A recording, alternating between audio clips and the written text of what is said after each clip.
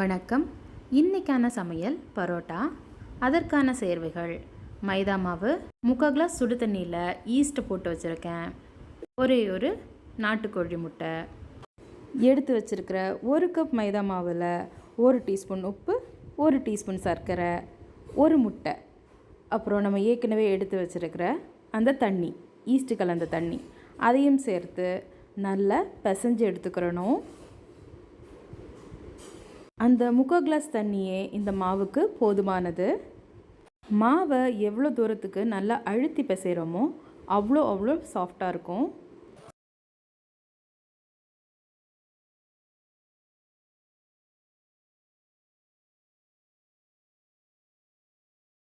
அடுத்து இது கூட 2 டேபிள் ஸ்பூன் எண்ணெயும் ஊற்றி அதையும் நல்லா பிசைஞ்சு எடுத்துக்கிறணும்.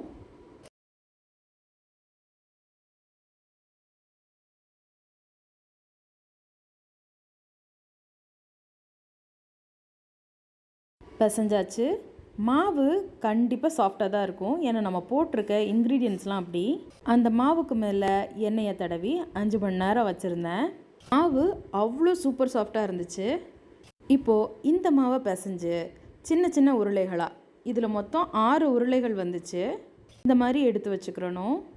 சுருட்டி உருளையாக்கணும். இப்போது இந்த 6 உருளைக்கு மேலேயும் எண்ணெயை தடவி திரும்பியும் அரை மணி நேரம் மூடி வச்சிடணும்.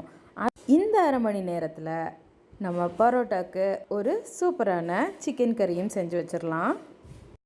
சிக்கன் கறிக்கு வாணலியில் சூடான எண்ணெயில் கடுகு, சோம்பு, பெரிய வெங்காயம், கருவேப்பிலை, பச்சை மிளகாய், உப்பு இதெல்லாம் வதங்கின பிறகு இஞ்சி பூண்டு விழுது.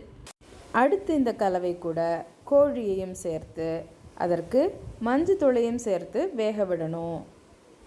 மிக்சர் ஜாரில் அரை பெரிய வெங்காயம், 1 தக்காளி சேர்த்து அரைச்செடுத்து அதையும் அந்த கலவை கூட சேர்த்து 1 டேபிள் ஸ்பூன் மிளகாய்த்தூள், 1 டேபிள் ஸ்பூன் மல்லித்தூள், 1 டீஸ்பூன் சிக்கன் மசாலா, கரம் மசாலா தூள் சேர்த்து வேக விடணும்.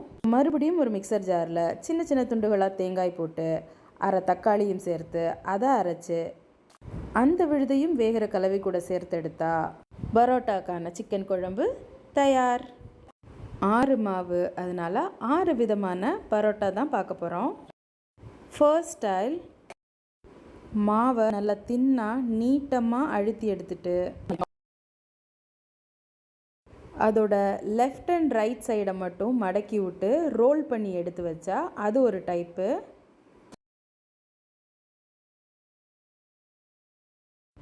அடுத்ததும் இதே ஸ்டைல் தான், ஆனால் அது இப்போ நம்ம ஒரு மாவில் பண்ணதை அந்த ஒரு மாவையே 2ஆக வெட்டிட்டு சின்னதாக பண்ணுறோம். அதாவது காயின் பரோட்டா மாதிரி, குட்டி பரோட்டா மாதிரி பண்ணுறோம்.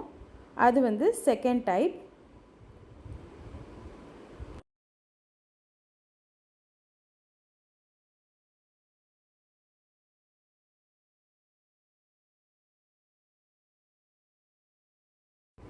அடுத்தது தேர்ட் டைப். இது எப்படின்னா, நல்லா ப்ரெஸ் பண்ணி எடுத்துகிட்டு கத்தி வச்சு வெட்டி சும்மா நார்மலாக ரோல் பண்ணுறது.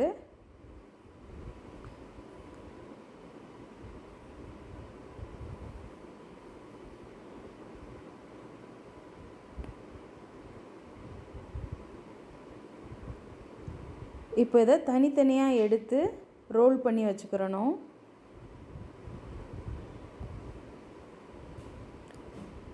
இது ஒரு டைப். இனி அடுத்து இதே மாதிரி தான் கத்தி வச்சு வெட்டுறது, ஆனால் அது 1 சைடாக ரோல் பண்ணி எடுத்தோம். இது டபுள் சைட், அதாவது டாப் அண்ட் பாட்டமும் ரோல் பண்ணி கொண்டு வந்து அந்த ரோல் ஆனதை இன்னொரு மேலே வச்சு ப்ரெஸ் பண்ணுறது.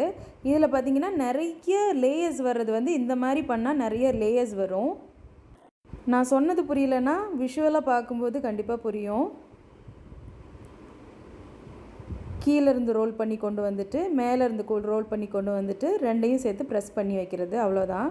இனி அடுத்து இது லேயர் சப்பாத்தி மாதிரி நல்லா தின்னாக உருட்டிட்டு மடித்து வச்சிடுறது. இருக்கிறதுலே இப்படி சாப்பிட்றது தான் ஈஸி. இவங்க எல்லாரையும் உருட்டி வச்சுட்டு லாஸ்ட்டாக அடுப்பில் போடும்போது தான் எல்லாரையும் ப்ரெஸ் பண்ணணும். ஃபஸ்ட்டாக லேயர் சப்பாத்தியை போடுறேன். இப்போ எல்லாரையும் ப்ரெஸ் பண்ணியாச்சு. எங்கம்மா அந்த 6வது அப்படின்னு சொல்லி கேட்டிங்கன்னா அதுதான் ஸ்பெஷல். ஏன்னா அது என்னவர் செய்த வீச்சு பரோட்டா.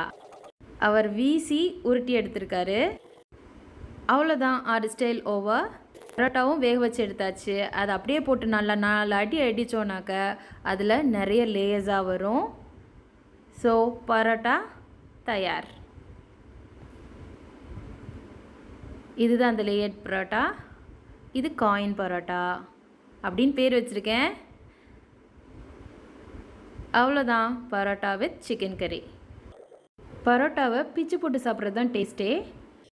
அதையும் செஞ்சாச்சு. பரோட்டாவை அடிக்கடி எடுக்காமல் அளவாக எடுத்துக்கிட்டால் உடம்புக்கு நல்லது. உடம்பை பார்த்துக்கலாம் நம்ம. எல்லோரும் வீட்டில் சேஃபாக இருங்க. Take care. பாய்.